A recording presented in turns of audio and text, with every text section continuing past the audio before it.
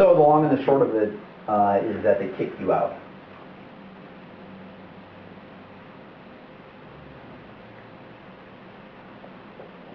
To put it bluntly. Dave, I never wanted to be a writer. I never expected this. I thought I would continue to play up on that stage. See? With my bow. It's with okay. my bow. That idiot could use my words. It was all, oh. It's okay, Steve. It's all worked out for the best. Because now you've written this really surreal, twisted little novella. So why don't you tell us a little bit about that? The Crustacean of the Office, well, as you know the evolution of the Crustacean of the Office, I decided once I stored these visions, once I left Gamma 19, kicked out, however you want to look at it, I decided to put the visions to use. Although I hadn't written anything down on paper, they were stored away where they were nurtured for the proper time, and the proper time, is now, and was then and now. So it almost sounds as if you nurtured these ideas and these visions subconsciously, at a subconscious level. It was all about the subconscious. Everything's about the subconscious. Without the subconscious, there is no conscious. So, that's, yeah, it was all festering. There's one part of the novella that caught my attention, very interesting, especially one part where Adrian, the protagonist, and his alter ego stand on the promontory and look down at the Scarlet Sea crashing against the cliffs. A lot of this novella has the feel of a Salvador Dali painting. Were you at all influenced by Dali? I've definitely analyzed his work very carefully. I've analyzed his work. It's safe to say that all the picture painters, be them writers, artists, painters, or musicians, those who paint pictures are the ones that have influenced me, and he would definitely fit into that category. Changing gears, you've marketed this story as a fantasy novella. To me, it's more of a gothic comedy. How would you classify it? I just wrote, David, I put all the bad dreams in there, all the good dreams in there, all the visions, and I coalesced them, and I came up with something that I thought was pretty original. I just wrote good dreams, bad dreams. Fair enough, fair enough. I appreciate your honesty. One more tough question. Start to finish, this novella is very reminiscent of William S. Burroughs.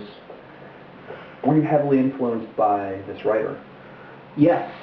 I've probably read The Naked Lunch 117 times. You can't be serious. I can be serious. Wow. His writing definitely had a big impact on my writing, even when I was in Gamma 19. It was all about, with Burroughs, it's all about the visuals. He's the most visual writer I've ever encountered. His imagery, simply put, Burroughs is the paragon for weird imagery. And well said. Well it was said. definitely an influence on me.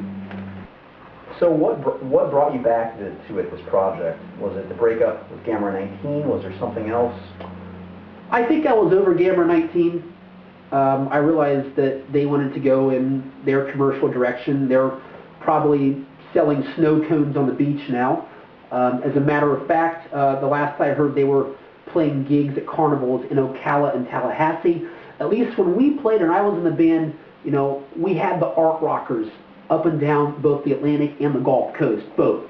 It's not the case anymore. They're playing the teeny boppers.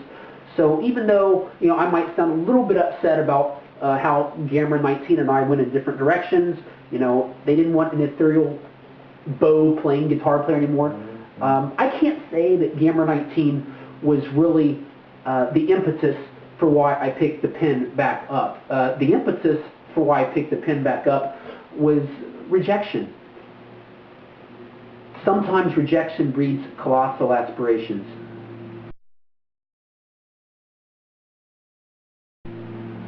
Pain. And I won't go into the nature of the rejection. Pain. But no, I wouldn't even know. Pain would be far too profound. Just rejection, and rejection can. Does revenge play part in this at all? No. No desire at all for revenge on the bandmates who threw you out. No desire for revenge on Gamma 19. Interesting. Mr. Alpine, I've read the book. Frankly, I love it. The imagery is not only colorful, much of it is profound, and the parts that aren't profound are hilarious. Give everyone a storyline, a Basque outline of what's going on. In the Crustacean of the Office, the protagonist Adrian. Well, first of all, let's say this. This is punk rock. This is a punk rock novella. To be quite candid here. Adrian, he's not too keen on technology and progress, to say the least. He doesn't care much for technology and progress. He also doesn't care much for the fact that he's losing a few hair follicles. Adrian's a dreamer as well. He's a big-time dreamer. He wishes he was in Hollywood and not sitting in an office slaving away in a cubicle, a place where often that computer in front of his eyes, all he can see are like vistas of the Southwest, saguaro, cacti, purple sunsets. These are the kind of things that he actually sees when he's in that cubicle. Things that no one else can really imagine. Doesn't sound like he's very productive at his job, does he? Adrian's quite quixotic. Don Quixote has nothing on Adrian, okay? Adrian meets someone, and a few things happen when he meets someone. Adrian goes into a dream world after he meets someone. And someone like a banker? Not a banker, an astrologist. Oh, okay. Adrian meets someone, and he goes into a dream world where we see the most profound dreams, if we're only brave enough to do that.